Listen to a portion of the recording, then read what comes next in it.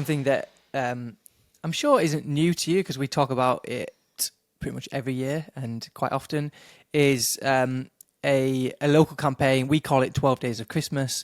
But ultimately, the idea of 12 Days of Christmas is to expand our local network and to get more people that know us and that would recommend us and that would sell their home with us. What we're suggesting you do is have a campaign that is themed around this. Now, some of our mastermind clients in the past have done this in the summer. They've done it at Easter. They've done it at Christmas, like us. It doesn't really matter when you do it. We just think that every agency and every company really should run similar campaigns throughout the year. Yeah, and what I would say as well about this is you might find that you've been networking and going to BNI, getting up at stupid o'clock and, having... Used to make me do that. Having breakfast with a load of people that you don't like. And also mixing with a lot of people who don't have any money either. That's my biggest concern about these morning networking groups. You could spend a whole year doing that and not get as much as we get out of our 12 Days of Christmas in 12 days.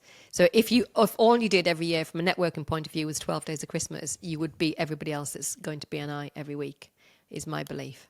What I want you to think about as you're listening is how you could implement this into your business. And it doesn't have to be 12 Days of Christmas. It could be 5 days of January or 6 days of summer or 8 days of Easter. It doesn't really matter what it is. It's the result that you're looking for. So the result we're looking for is more likes and follows and eyeballs on our Facebook page and our Facebook content.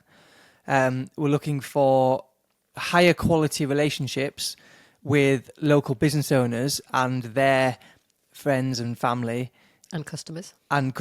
And the idea here is that if we target the right companies, and we'll explain what we mean by this in a minute, target the right companies, the owners of those companies should live in a certain type of home that happens to be the certain type of home that we would want to sell, and the friends of theirs too.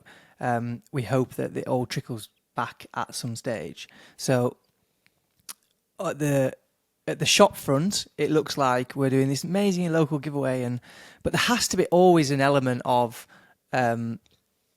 lead generation or towards a company side of things. I remember there's a Friends episode where Phoebe's always trying to find. Phoebe believes that there is something she can do in this world that doesn't benefit her. So let's say you give £10 to someone on the street. The argument is that makes you feel good. So, what is there? Is there anything in the world that you can do that is selfless, ultimately, that zero impact on your life? And I'm not sure there is. So the cynics out there will maybe disagree with the idea of 12 days that ultimately is to get listings, but that is what all successful businesses do. Yeah, I think ultimately the idea of running a campaign that has got a start, a middle and an end is useful for your company anyway, to get into the habit and the routine of running these campaigns either once a year or throughout the year. And of course, a campaign has an end goal, which is you want more of whatever it is you're seeking to get, whether that's sales or awareness or whether it's something you can measure or not. And so what the 12 Days of Christmas does for us is it gives us at least 24 new, what I would call ambassadors for our business, which is 12 people are giving away and owning businesses and 12 people that are receiving those gifts. Yeah, which is good for the businesses. It has to be a win-win, doesn't it? Yeah. A campaign like this, which is important. We have to win and they have to win. So to tell us about the, first of all, what is it? So every day in December, and you can choose the dates, we've actually switched our dates this year. So we would normally go 1st to the 12th. This year we're going to go from the 12th to the 24th. Every day you give away something that a local business has donated to the campaign. So you do it through Facebook, and then people comment and you pick a name out of a hat, randomised name on a daily basis for 12 days. Yeah, okay. So how do you pick the local companies? And key the local, isn't it? How do you pick the local companies? And I think that's a really good point, because that's the best place to start, whereas most people don't start there. Most people start thinking about the winners or the value of the gift, or whether they should be buying the gift to put in the campaign. And actually, if you start off with getting the advocacy of a local company that is a well thought of local company that already has the same customers as you want, then that's a really best place to start. And we started really small. So in our very first year we were open, we ran a competition and we asked a company local to us called Hurdy. And some of you who know the Lakes will know Hurdy. It's a fantastic local company. They're now, multinational. They're a big player in the sort of retail space. They've got actual stores now, and they've got things like camper vans, and I believe actually they've got a hotel now. Have they? Got bedding, I know that. They have, and mattresses and those kind of things. So their retail empire has definitely exploded in the last few years. They weren't always the case, but I think we approached similar them. to White Company now, aren't they? Yeah, very, very high quality, standard, yeah. but slightly novelty because they've got a little Yeah. sheep on their marketing called, or their branding called Hurdy, which is the Herdwick sheep. And they're very bright colours, they're very distinctive, and we really like it. We have a lot of Hurdy in the office. In fact, if you're watching the video, I'm actually drinking out of a Hurdy mug right now. So when we approached them, I wasn't particularly hopeful that they were going to agree to be part of any kind of campaign. But, I said, look, I'm local and we've started this local company. We just need one little thing to give away. And naturally, they gave us... Was it not a planter they gave us? No, they gave us a mug. Right. And I was so embarrassed by the fact that, because we'd done a big lead up to it and gone, we're going to be giving away something from Hurdy, and then when it came to it, I couldn't then go, and it's a mug. It's a mug. So I had to go and spend £38 of our hard-earned in our first year. We had no money to buy a planter because I thought at least that looks better than a mug. So I gave away this planter. From then on, I could always say that Hurdy contributed to our first ever campaign, even though the secret is really that they contributed a mug. But I was able then to go back to the owner of the company, a lovely lady called Diane, and say to her the following year, you helped us out last year. Would you do the same again this year? And that has now grown.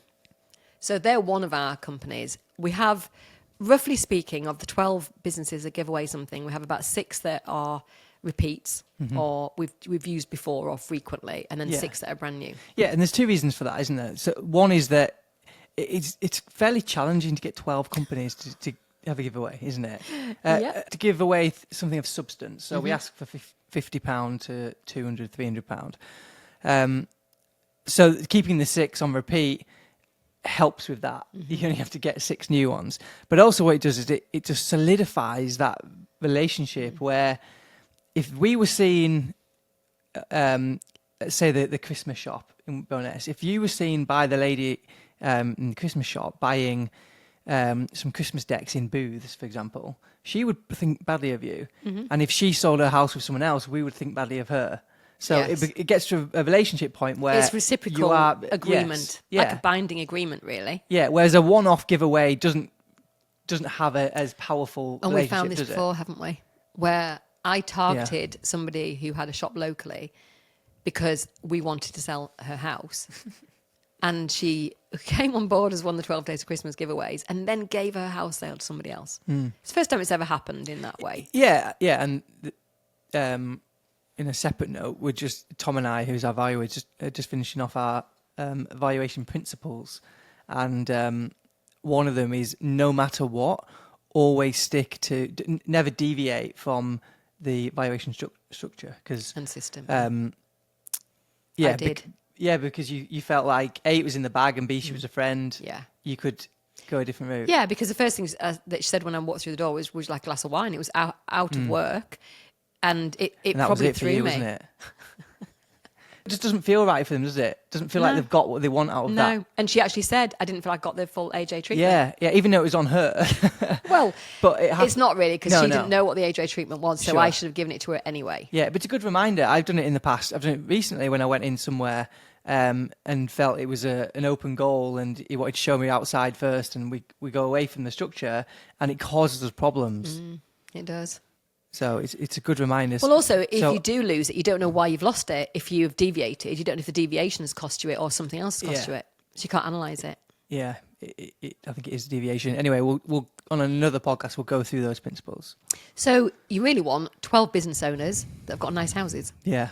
That's the starting point. They've got to be local, no chains, and I would say not any franchises either. Bye.